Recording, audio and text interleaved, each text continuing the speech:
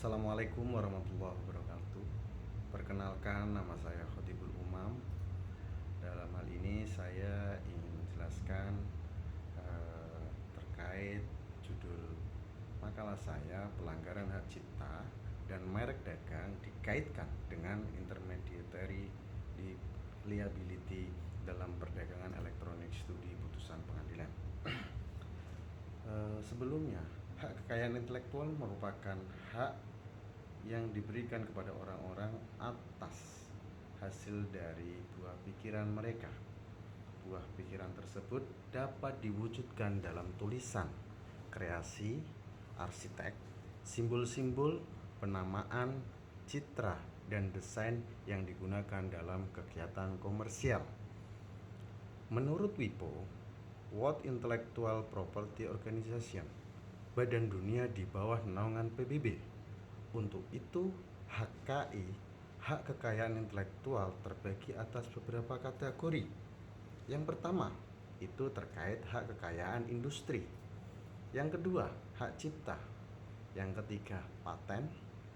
Yang keempat, merek, desain industri, indikasi geografis, 7 rahasia dagang, 8 desain tata letak sirkuit terpadu. Dalam makalah saya akan membahas mengenai dasar hukum terkait hak cipta dan merek. Adapun undang-undang hak cipta yaitu sesuai dengan Undang-Undang Nomor 28 Tahun 2004 tentang hak cipta. Yang kedua, Undang-Undang Nomor 20 Tahun 2006 tentang merek dan indikasi geografis. Sebelumnya, saya ingin menjelaskan terkait hak cipta. Hak cipta adalah hak eksklusif pencipta yang timbul secara otomatis berdasarkan prinsip deklaratif setelah sesuai dengan ciptaan yang diwujudkan dalam bentuk nyata tanpa mengurangi pembatasan sesuai dengan ketentuan peraturan perundang-undangan. Hak terkait itu ada hak yang berkaitan dengan hak cipta yang merupakan hak eksklusif bagi pelaku pertunjukan, produser, fonogram, atau lembaga penyiaran. Dalam hal ini ciptaan yang dibuat dilindungi, yaitu yang ciptaan yang dapat dilindungi: 1. Buku, program komputer, pamflet, ceramah, alat peraga, lagu, drama, seni rupa, arsitektur, peta, seni batik, dan fotografi. Dan selain itu masih banyak lagi terkait ciptaan yang dapat dilindungi. Adapun terhadap hal ini, hak cipta itu sendiri itu ada masa perlindungan hak cipta. Perlindungan hak cipta itu seumur hidup penciptanya ditambah 70 tahun. Itu. Kalau terkait mengenai program komputer itu 50 tahun sejak pertama kali dipublikasikan. Pelaku 50 tahun sejak pertama kali dipertunjukkan. Produsen rekaman itu 50 tahun sejak ciptaan difiksasikan. Yang kelima, lembaga penyiaran itu 20 tahun sejak pertama kali disiarkan. Berikutnya, saya ingin menjelaskan mengenai merek. Merek adalah tanda yang dapat ditampilkan secara geografis berupa gambar, logo, nama, kata, huruf, angka, susunan warna dalam bentuk 2 dimensi dan atau 3 dimensi, suara, hologram, atau kombinasi dari 2 atau lebih unsur tersebut untuk membedakan barang dan atau jasa yang diproduksi oleh orang atau badan hukum dalam kegiatan perdagangan barang dan atau jasa. Apa sih fungsi pemakaian merek? Yang pertama, fungsi pemakaian merek itu sendiri adalah tanda pengenal untuk membedakan hasil produksi yang dihasilkan seseorang atau beberapa orang secara bersama-sama atau badan hukum dengan produksi orang lain atau badan hukum lainnya. Yang kedua, alat promosi, sehingga mempromosikan hasil produksinya cukup dengan menyebut mereknya. Yang ketiga, jaminan atau mutu barangnya. Yang keempat, itu penunjuk asal barang atau jasa yang dihasilkan. Dalam hal ini, saya ingin menjelaskan merek bagaimanakah yang tidak dapat didaftarkan. Mungkin saya akan memberikan satu contoh aja.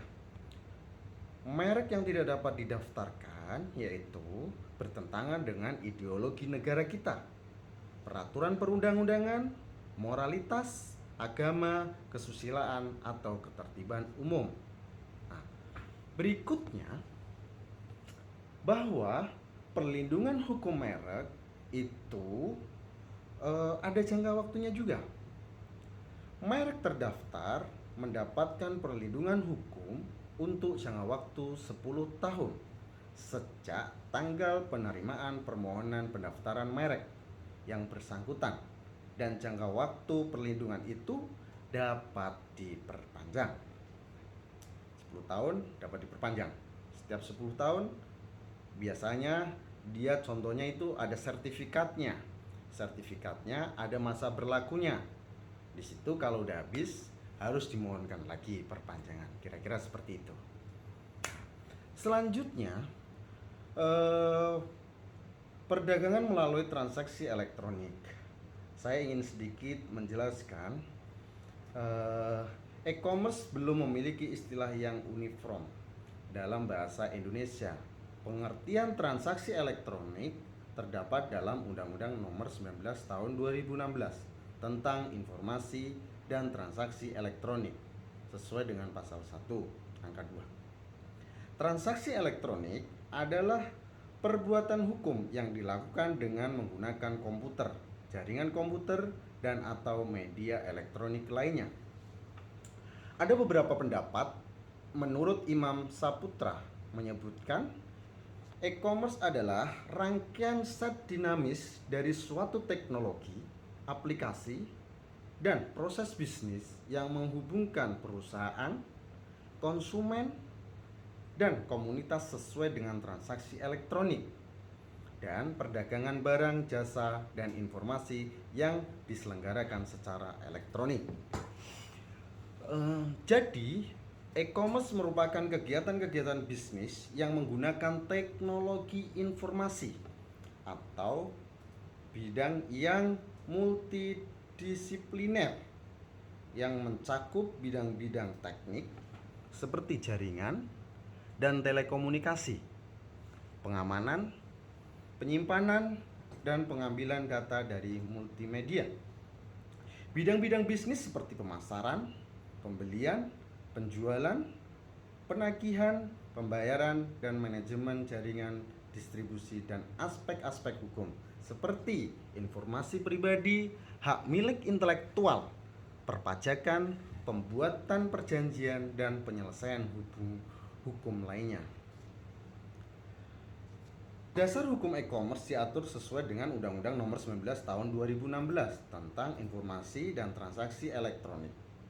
Dalam ketentuan tersebut adanya pengakuan dokumen elektronik dan sistem elektronik yang terdapat dalam ketentuan pasal 1 angka 4. Dalam hal ini adalah dokumen elektronik adalah setiap informasi elektronik yang dibuat, diteruskan, dikirim, diterima, atau disimpan dalam bentuk analog, digital, elektromagnetik, optimal, atau sejenisnya yang dapat dilihat, ditampilkan, dan atau digelar melalui komputer atau sistem sejenisnya yang dapat dilihat sesuai termasuk tetapi tidak terbatas pada tulisan, suara, gambar, peta, rancangan, foto, atau sejenisnya, huruf, tanda, angka, kode akses, simbol, atau performasi yang memiliki makna atau arti atau dapat dipahami oleh orang yang mampu memahaminya.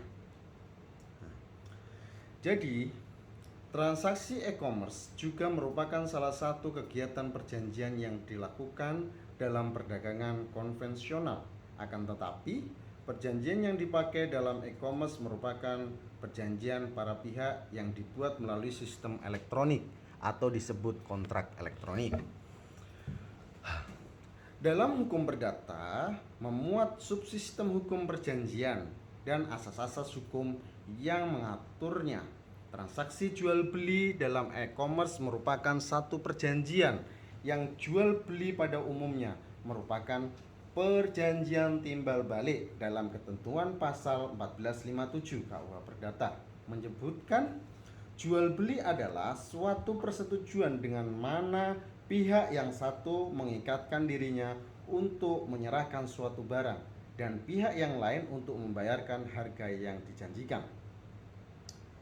Selanjutnya, Undang-Undang Nomor 19 Tahun 2016 tentang Informasi dan Transaksi Elektronik sebagaimana dasar hukum dan berlaku bagi setiap orang yang melakukan perbuatan hukum bagi yang berada di wilayah Indonesia maupun di luar negeri.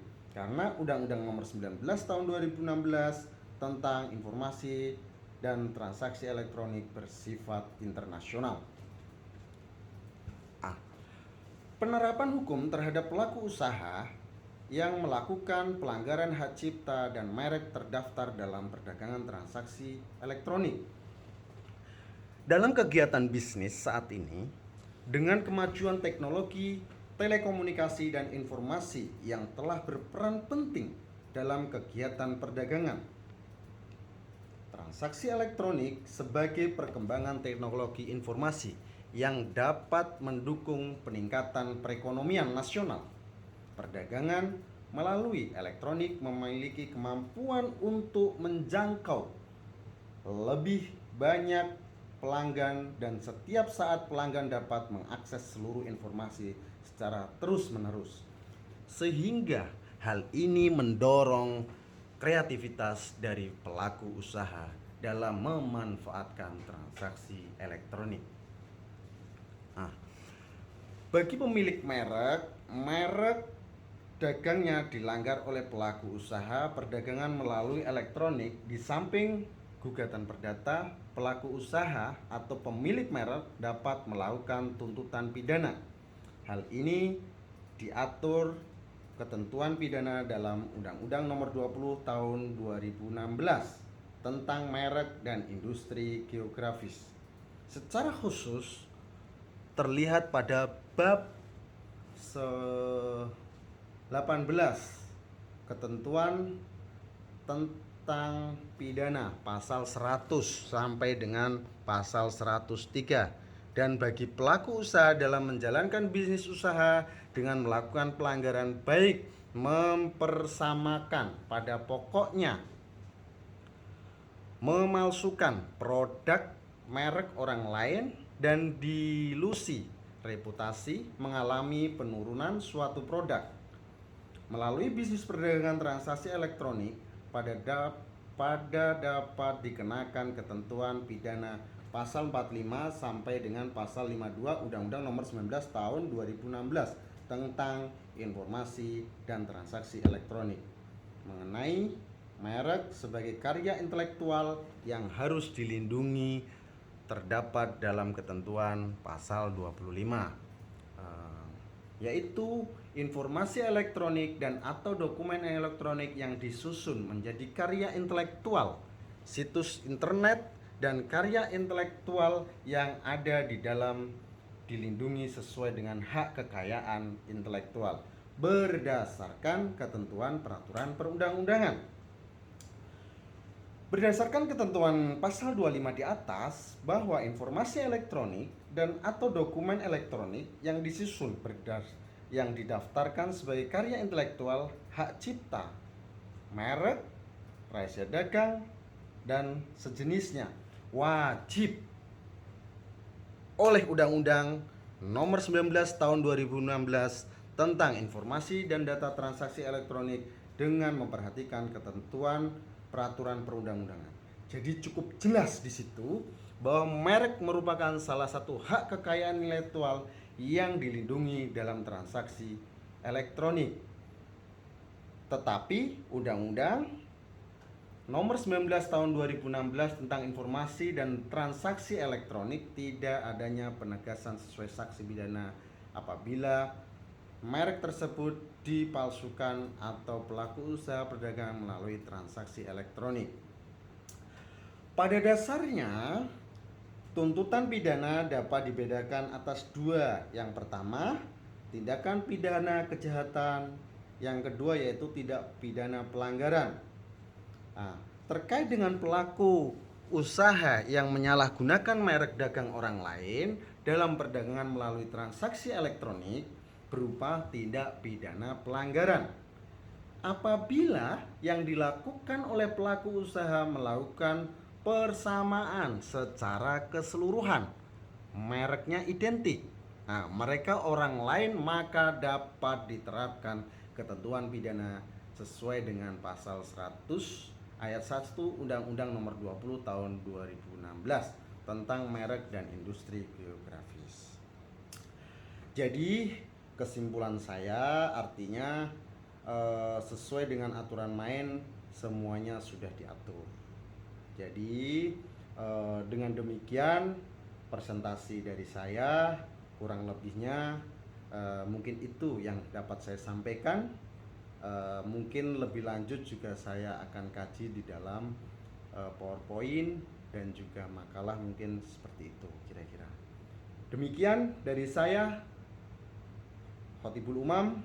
Apabila ada tutur kata yang kurang berkenan, mohon maaf yang sebesar-besarnya. Bismillahirrahmanirrahim. Assalamualaikum warahmatullahi wabarakatuh.